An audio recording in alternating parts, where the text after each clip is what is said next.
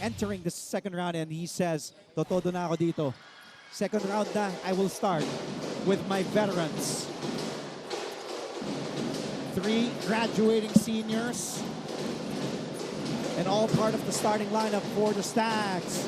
And to start this game, a miss from 3, Ralph Robin. We will talk about him some more later on.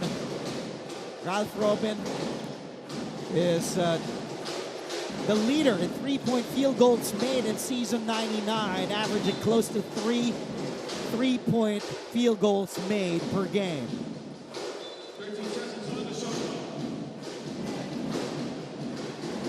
"13 to shoot. Kalahat spots, lets it fly. Misses from 3. Back to EAC. Still scoreless.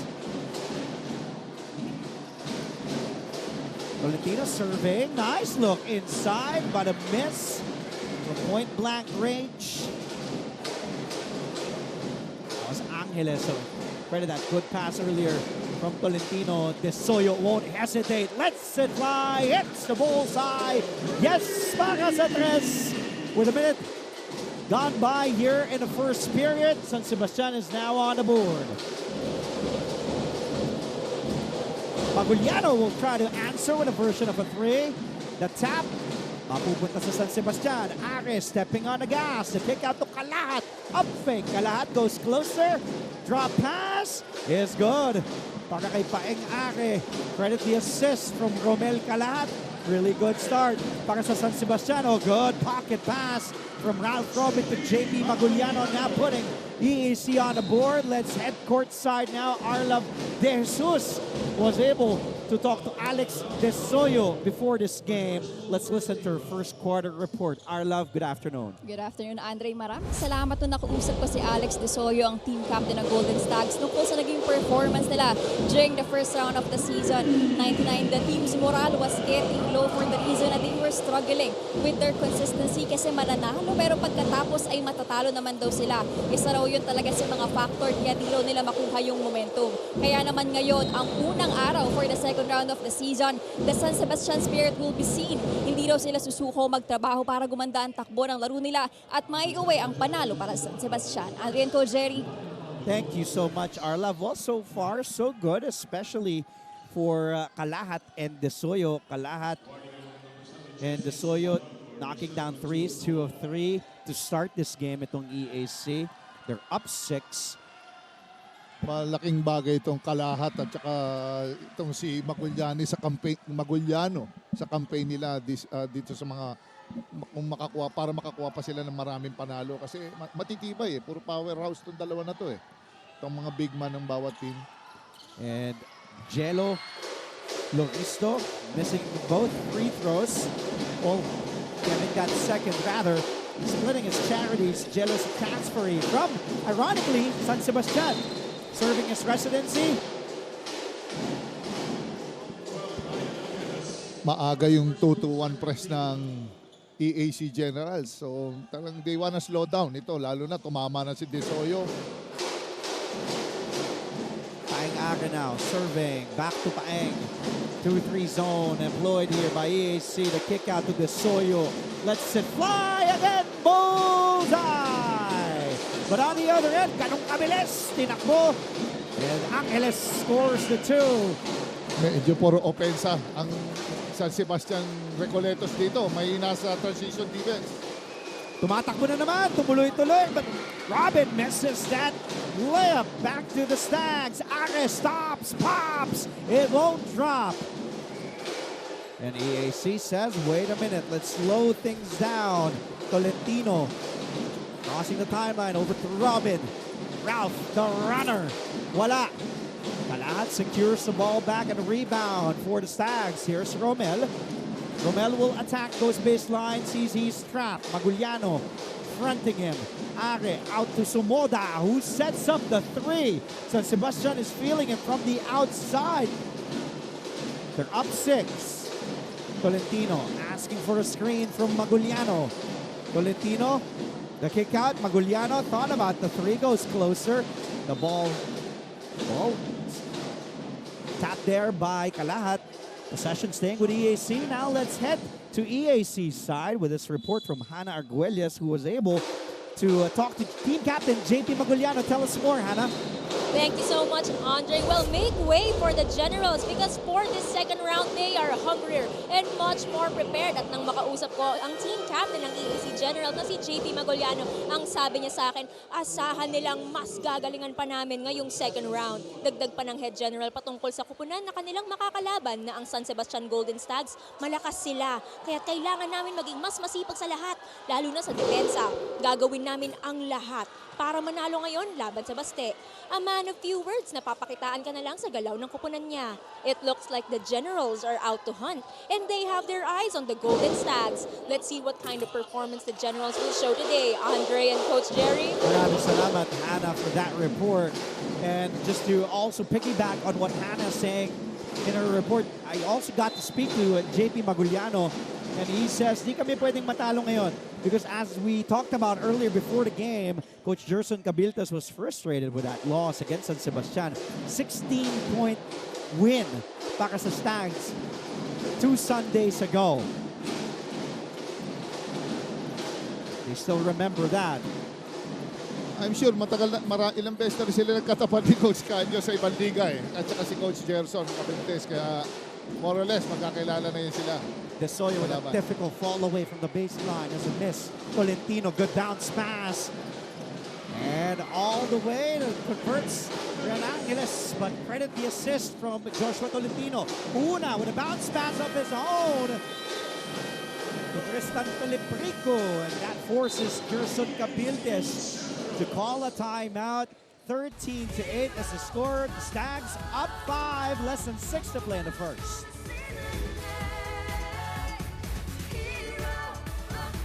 Samantalang ilang araw bago ang intense na bakbakan sa NCAA Season 99. Kilalanin.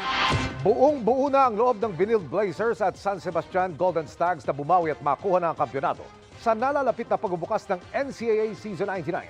Sa kanya-kanyang pep rally, nakisaya at all-out support din ng ilang kapuso artist. Yan ang tinutukan ni JP Soriano.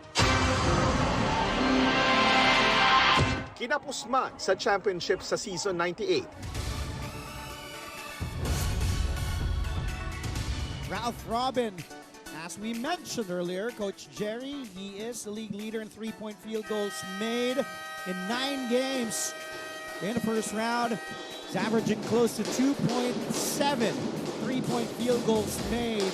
Itong si Ralph Robin, also part of the top 10 in three-point field goal percentage at 32.4%.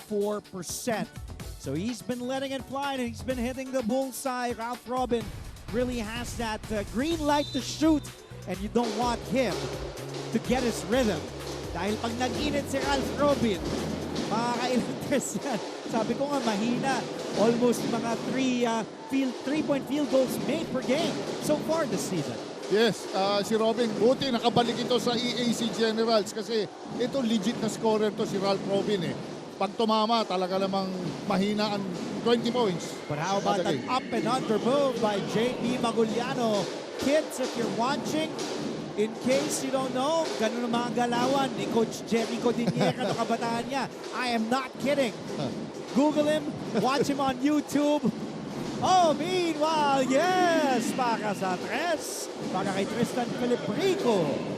Uso dati yan, Dre, mga back to the goal offense. Mga post moves. Oo. At bihira mo na makita yon sa mga traditional bigs. Maguliano thought about taking the 3. Here's Robin. Oh, but he hesitated on taking the shot. Credit that defense, that challenge mula kay Tristan Feliprico that bothered itong si Ralph Robin na hindi niya pinaporma mula sa labas. If we take a look, once again, at this back to the basket move against Una, sabi ni Maguliano, ganun ang mga post moves. And then Are, the 3 from Feliprico, knocking down his first triple. Good enough for 5 points now for Feliprico.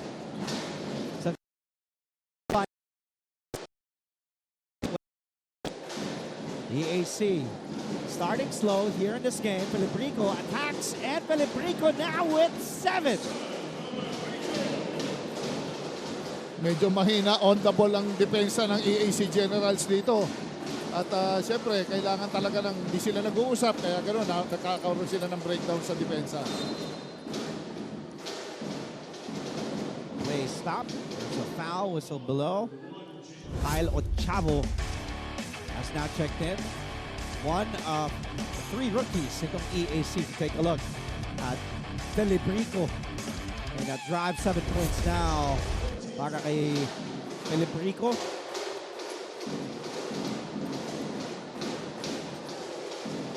San Sebastian, so far so good, looking like a well-oiled machine, knocking down 7 field goals and also dishing out 6 assists already. As we take a look at John Callos.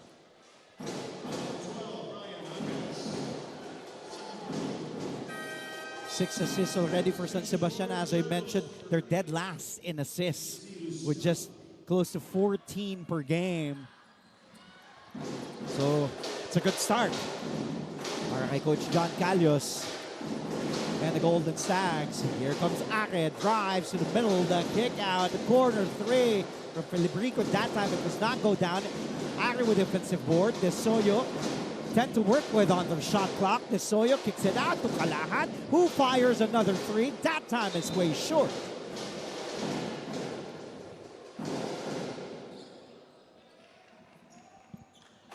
Medyo mas nagbaba na ng tempo si Coach John Callos sa fast break niya, no? Oh, hindi na yung 7 seconds or less. Medyo na mga 9 to 10 seconds na. Mas control na ngayon. Well, in the first round, they were actually number 2 in fast break points. 15 fast break points a game. So that 7 seconds or less did kind of work.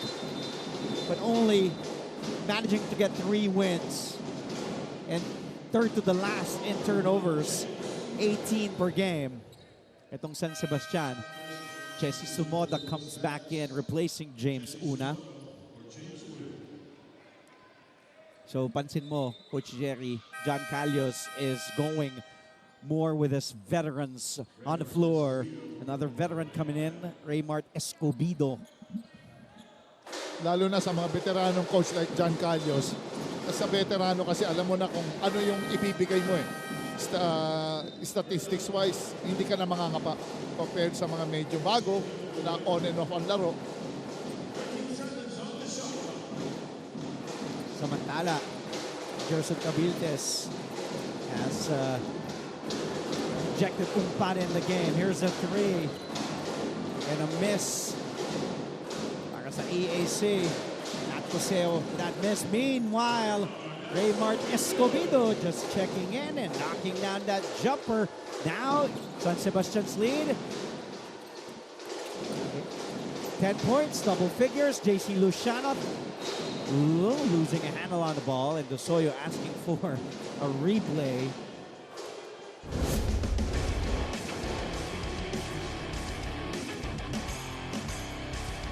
Good stop and pop. Dito kay Raymart Escobedo.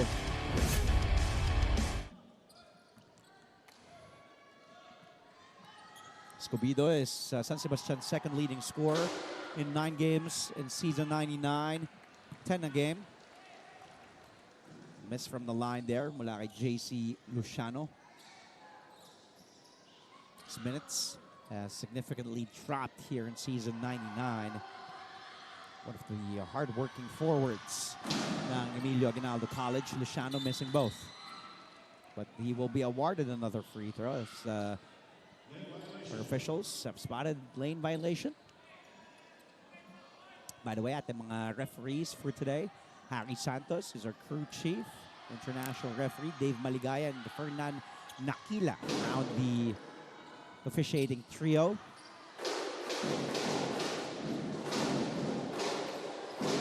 Escobedo. Again, that stop and pop. Back-to-back baskets para kay Raymart Escobedo. He's been finding a spot and he loves that.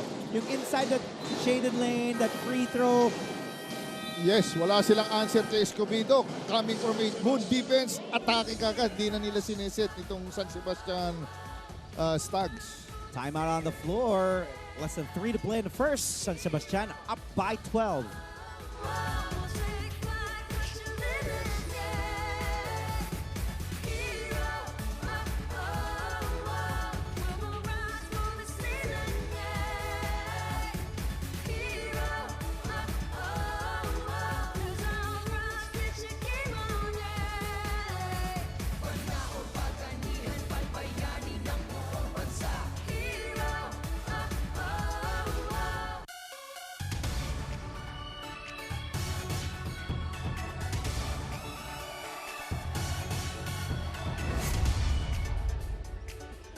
Rex Gabat has started all 9 games para kay Coach John Callos in the first round, but this time it will be the first game this season that Gabat hasn't started. If we take a look at his numbers against San Beda, and Gabat is their 6th leading scorer. He's still at the bench.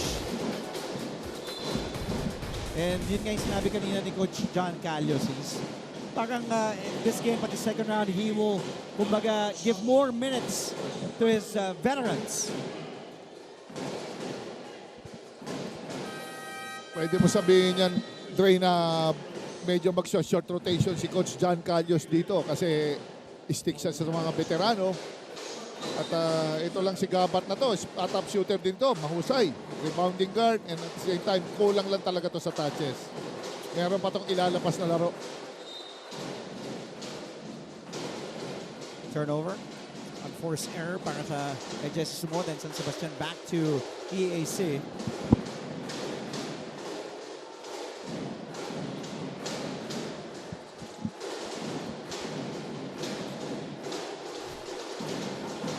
Luciano has it.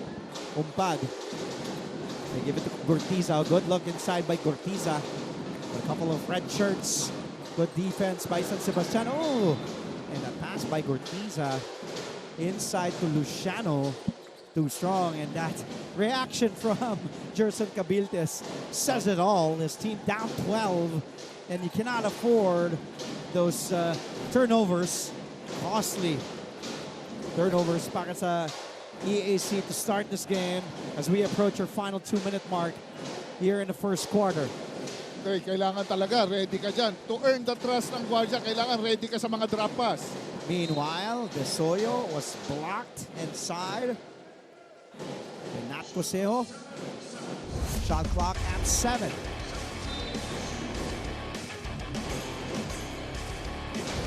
De Soyo out. Oh, but pass read perfectly by Gortiza, cannot handle the ball. Goes out of bounds, and that will be turnover number 4 para sa EAC. Turnover number 5. According to our main statistician, Pong Ducanes, the Sultan of Stats.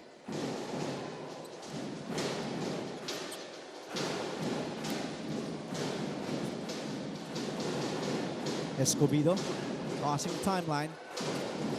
Guarded by Cortiza, helped by Umpad. Oh, nice look to the middle. That was a good drive and good find para kay Niel Castor. Getting quality minutes from John Callos, now extending the San Sebastian lead to 14. Another bad start para dito sa EAC. Meanwhile, Nat Cosejo using the glass. And this is not how you want to start your second round if you're Emilio Aguinaldo College, Coach Jerry. Yes, ayaw mo ng ganito. Lalo na, flat ang umpisa mo. Tapos, meron kang teams na malalakas na tinatalo. So, dapat you have to be consistent in winning.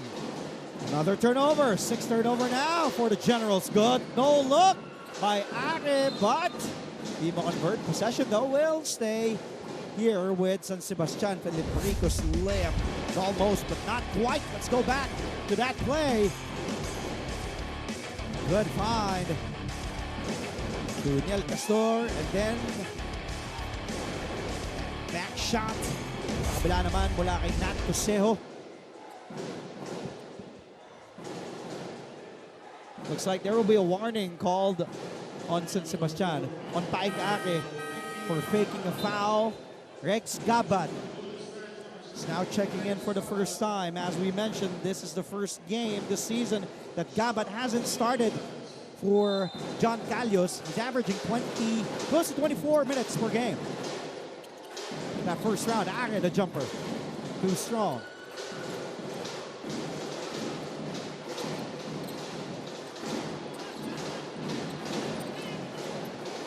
Mac Baloa now in the game. Baloa gets fouled by Raymart Escobedo from behind. First personal on Raymart. Medyo hirap ang EAC Generals dito, lalo na sa pick and roll, lalo na pag nakasona ang San Sebastian Stags. Kaya medyo makita mo, hirap na hirap ang mga guards. But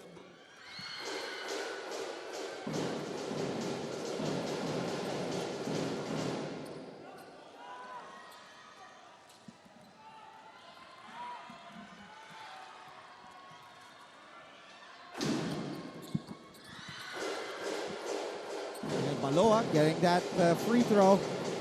Now just a 10-point lead.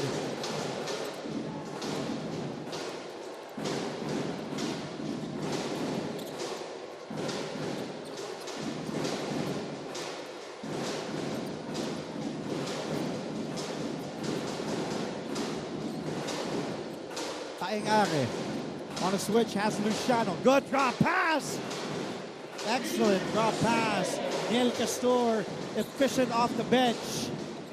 medyo nakakatulog yung weak side defense ng EAC Generals dito. Malaking problema nila dito sa half-court defense. 8 seconds to go here.